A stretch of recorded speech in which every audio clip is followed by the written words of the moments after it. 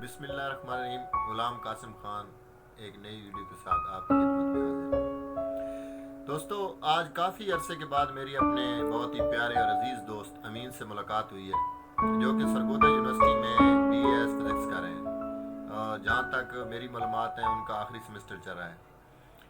آپ لوگوں کو میں جو بات بتانے والا ہوں وہ آپ لوگوں کے لیے ایک حیران کن بات ہوگی, کیونکہ وہ پڑھائی تو اپنی فزکس میں کر رہے ہیں, لیکن ان کا جو دلچسپی ہے وہ شاعری میں اتنی زیادہ ہے کہ اردو میں بہت اچھا کلام لکھتے ہیں. میں نے جب ان سے ملاقات کی, جب ہماری دوستی سٹارٹ ہوئی, تو میں ان سے سنتا تھا, میں حیران ہو جاتا تھا. اب کافی عرصے کے بعد میری پھر ملاقات ہوئی ہے, تو انہوں نے مجھے آف دی ریکارڈ کچھ ایسی غزلیں سنائی ہیں کہ بہت سے جو ہمارے کرنٹ آج کل کے شاعر چل رہے ہیں ان سے بھی بہت اچھا ہی کلام لکھا ہوتا ہے. اور اس چیز کو دیکھتے ہوئے میں نے امین بھائی سے درخواست کی ہے کہ وہ ہمارے چینل کے لیے ایک ویڈیو ریکارڈ کروائیں. اس لیے ہم آج ان کے پاس موجود ہیں کہ وہ ہمیں اپنا کوئی تازہ کلام سنائیں.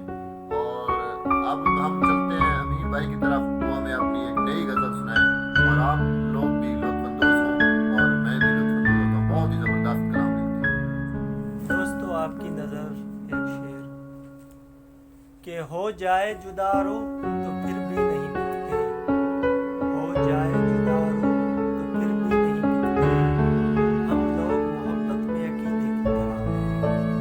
قاسم بھائی, آپ کی نظر سنیے غزل. وہ نام جو خلوت میں بدنام جہاں ہوگا, وہ نام جو خلوت میں بدنام جہاں ہوگا, اس نام کے پانی کا اپنا ہی مکان ہوگا.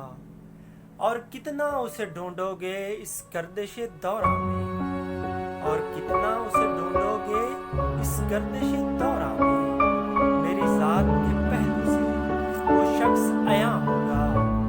اور وہ وقت بھی آئے گا دنیائے محبت میں, وہ وقت بھی آئے گا دنیائے محبت میں, میں صرف تمہارا ہوں یہ اس کا بیان ہوگا. یا رب تو ہی بخشش کر اس بندہ مجرم کی, یا رب تو ہی بخشش کر اس بندہ مجرم کی, حق تیری محبت کا ادا مجھ سے کہاں ہوگا.